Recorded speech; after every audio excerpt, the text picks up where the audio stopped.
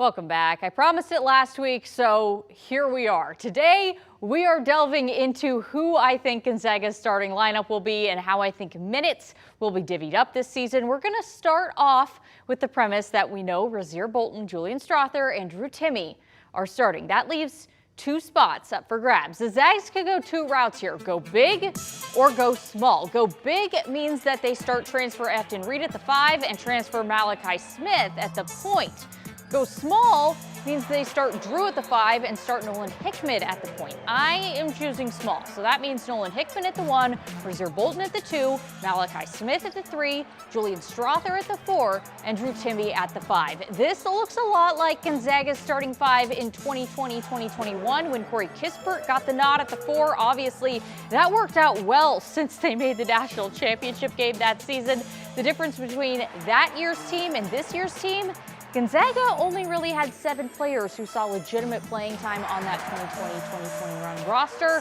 This year's team has way more talent, so let's dive into minutes. I want to make one thing clear when I talk about minutes before we begin. I'm talking about the average of minutes played in big games, not the games played against the Pacifics and Central Michigans of the world. Let's start with my presumed starters. In Gonzaga's 15 games I deemed against quality opponents last season, Drew Timme, Julian Strother, and Rasir Bolton all averaged around 30 minutes per game. I don't see that changing, so we're going to go with that. Keep in mind that there are 200 minutes in each contest, so now there's only 110 minutes left. That leaves us in terms of starters with Nolan Hickman and Malachi Smith. I do not see Hickman playing the Ironman minutes that Nembhard had to play last year. Basically, by the end of the season, Andrew was playing the entire contest. I'm going to go 25 minutes for Nolan and 25 for Malachi, who I believe will back up Hickman at the point. So now we are down to 60 minutes remaining. Let's head to the bench. Man, lots of options here, and we've only got 60 minutes to spread out.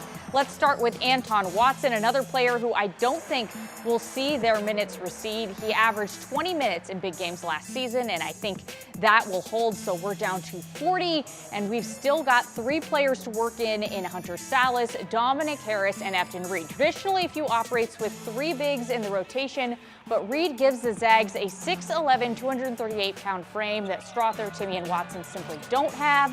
Because of the different look Reed can bring, I see him getting 15 minutes a game. That leaves 25 left for Hunter and Dominic. Last season, Hunter averaged 9 minutes per big game. I see that going up to 15, which leaves Dominic with 10. Now, Mark Few did play 9 players double-digit minutes as recently as the 2018-2019 season. But there is an important caveat to remember there. Killian Tilly missed over half of Gonzaga's games that year with injuries, and Gino Crandall missed 11 games that year due to injury as well. Few definitely has quite a balancing act this season, and I'm not sure if he's ever had a team with this many highly rated players all vying for playing time. I feel like we say that every year, that and the talent level just keeps going up. No, this year is really, I mean, here's the situation. I don't think anybody thought all 3 of Rasir Bolton, Julian Strother, and Drew Timme were going to return, and that's what really, I guess, caused the surplus in talent, you could say. We'll take That's it. so wild. Yeah, it's a good position. Brennan, do you ever think you would use so much algebra for your sports broadcasting? You know, I've gotten really good at adding up minutes over the years. It's gonna be That's good. something I can do. All right, thanks very much.